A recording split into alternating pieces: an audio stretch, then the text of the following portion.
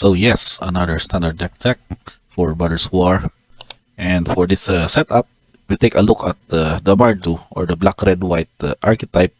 And this time, this version does a few update or more of a tribal kind of blick archetype we're in. We go with, we call this one as the Angels or the Bro Standard Mardu Angels deck. So this build was a reference from the MTG Top 8 tournament. I forgot the name of that event, but it was one of the top 8 finishers of the archetype, wherein the metagame was mostly composed of most of these mid-range decks. Also included some mono black invoke and also some other usual, or we can say the usual suspects in the standard metagame with Brawl or the Brothers War. Now we look on this deck, as we know, said that it is for the Angels tribal. So we take a look at the creature lineup. We have 16 creatures. These are the variants of the various Angels, which also included the new one, Steel Seraph from Brothers War. So we're going to discuss this in a bit. We also look at some artifacts. We have 3 for Recurrent Buster, enchantments for Fable, Planeswalkers, your Planeswalker support in gas in the late game, and 3 instants, as well as 2 copies of Depopulate, which quite unuseful in a main deck build. So this probably would look to be more of a mid-range Angels, when if aggro matchups would be overextending their game 1 setup, then you can use Depopulate to clear their board. So for the land setup, we have 26, and for the sideboard, as the variants of the 3 colors, which all of them would be very useful in most of the matchups in the metagame. So we go back with the creature list. We start with Archangel of Wrath. So this one is like a pure sort of exalted angel, it's reminded me, because of this kicker ability, wherein if you pay for black and red, or either just go on with black or red, it will deal 2 damage to any target. Since its lifelink, you will gain 2 at a max of 4 life in this ability. So when it enters the battlefield twice, it was kicked twice as it enters the battlefield, it will deal 2 damage to any target again, depending on how you would go with the setup. At the same time, it becomes a 3/4 attacker and a flyer per se, which can go beyond the damage race against other aggro decks. So we have 3 copies in the deck, and also 4 copies of Giada Phantom Hope. This is probably the deck's buff for the Angel tribe support, because of its ability that whenever other Angel enters the battlefield with an additional person counter on it for its Angels already control. So at the same time, it is also a good 2-drop for Flying Vigilance, and also can add white mana where you can spend to cast an Angel spell. So imagine if you go with turn 2 Giada, for example, and then we go with a turn 4 Seraparagon, since you would assume that you would not miss your land drop. For your third turn, you can have this one cast on your turn 3, and at the same time, it becomes a 4/5 in its setup. It's quite now difficult to kill, given that it just added a buff with that of Giada's passive ability. This is important. We go with turn 2 Giada or turn 3 in the setup, wherein you can just buff off and cast your other Angels in the deck. Now for the additional curve of this deck, wherein we have a turn 4 or turn 3 Seraparagon with the Giada. We also have Sanctuary Warden. So this is the 6-drop for the Angel type creature, wherein it has its ability that enters the battlefield with 2 shield counters, and at the same time, this is also a 5/5 flyer in itself. At a bonus also, whenever it enters the battlefield, you can exchange 1 shield counter to produce a 1/1 green-white citizen creature token and draw a card. And that means that you can also remove a counter, meaning those cards or earlier Angels cast by Giada that has a counter ability can also be removed by Sanctuary Warden to become a card draw effect, and also having a 1/1 green and white citizen creature to come up your board. So that's really a good bonus here with the setup. Not to mention that the shield counters would really make this creature very difficult to get rid of because of that ability. And at the same time, it is becomes the probably the highest threat of this deck to just go and fly over your opponent's board for the win. So not last but not the least on this lineup of the Angels, we have still set up. We can go with the prototype version for just 3 to cast 3/3 with this awesome ability that can be triggered during the main combat turn. Or you go with turn 6 where you can hard cast in for a 5/4 version. And at the same time give target creature you control flying, vigilance, lifelink. It's needed depending on the situation. So 4 copies of those to make sure that we can also hard cast this one. Or go with just the prototype version that still would get bonus with the Giada's ability that can basically make it 4/4 in the list in the setup. So I can consider this artifact enchantments as your support in your card draws against other mid-range decks because of the Recurrent Blockbuster's card draw ability, which can also have those extra creatures you cast can crew this one to attack for 4 if there are window to attack on your opponent. Fable Breaker as a ramp, mana hand fixing, and also have some shenanigans with the copy ability of creating tokens of multiple targets to your angels. And along with it, as mentioned, depopulate against overextending fast aggro decks, and Infernal Grasp as an added support with a solid removal at the cost of just 2 life. So given that your deck mostly has several life link, which one is one example, I can just basically pay 2 life is not really drawback this setup. Last but not the least, for the support of the main deck is our Planeswalkers. So the Wandering Emperor is basically going with just to go with the combat tricks, removing top creature, attacking probably, and just creating more creatures in form of 2/2 white samurai creature tokens against other control decks.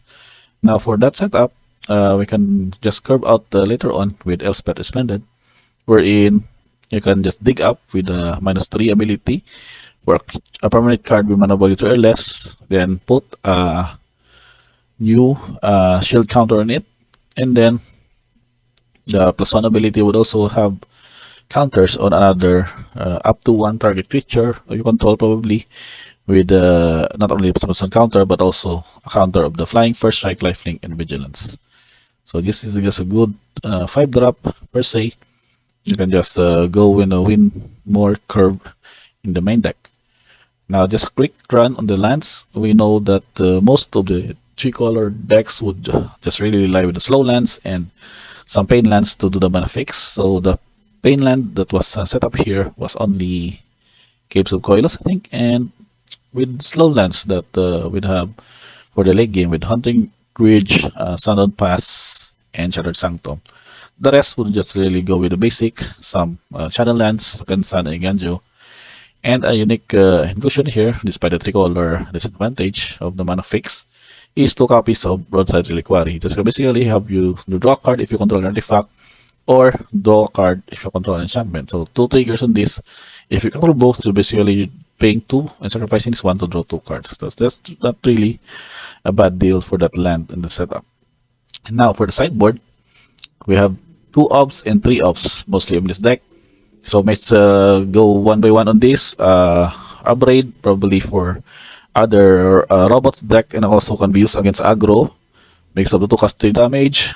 Cut down also can be on the same setup, but the good thing is that it can be used at the first turn, which can get you a good board advantage by not letting your opponents curve out with their aggressive early aggressive turns.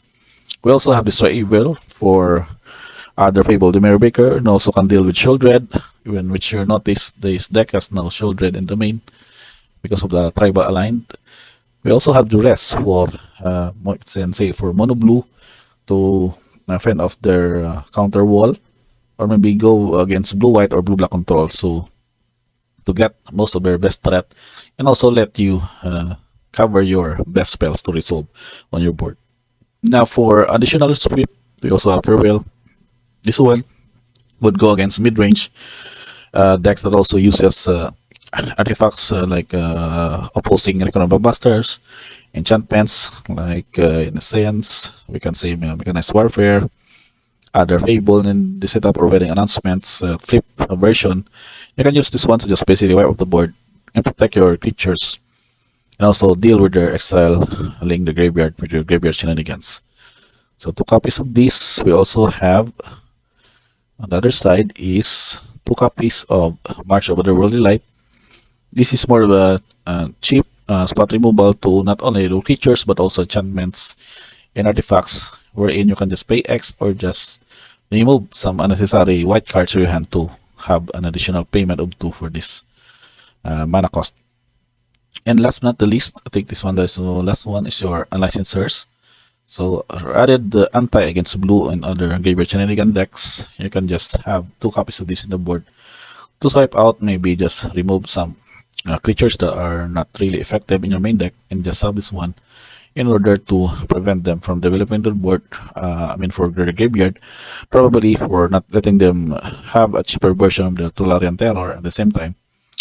Buff this one so we can be able to attack for a huge damage depending on the number of cards exiled with it, with the power and toughness that would go with this setup, in which you will just only crew 2 to be able to activate the one to a creature. So the sideboard, that was the main setup of this.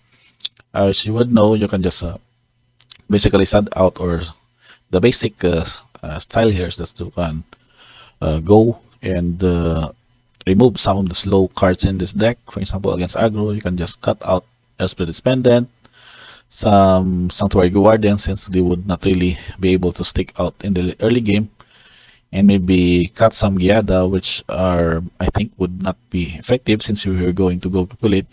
This would be also added as a casualty in the setup, and maybe some Bankbusters, which are quite slow in that matchup. So that is one example.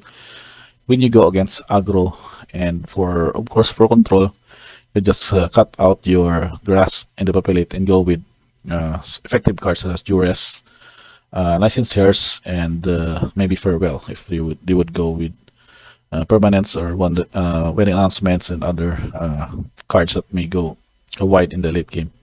So last but not the least, we go with the color distribution. Average mana cost is 3.76. That's basically about 4 or 3 to 4 mana cost in the deck. But the good thing is that with the Giada, you can also just ramp up into your turn 4 or your turn 3 up to your turn 4 angels can be added for extra mana. Now for the card distribution, you can see here it's mostly of white with 36, and the black and red is probably just splashing here with 4 and 3, but the mana fix is pretty much efficient with 22 were white, 10 for red, and 13 for black. So I guess that's about it. We have some tokens here as a reference that is produced by your cards. That's probably a lot of those, but it's pretty the usual when you go with some of these mid-range decks.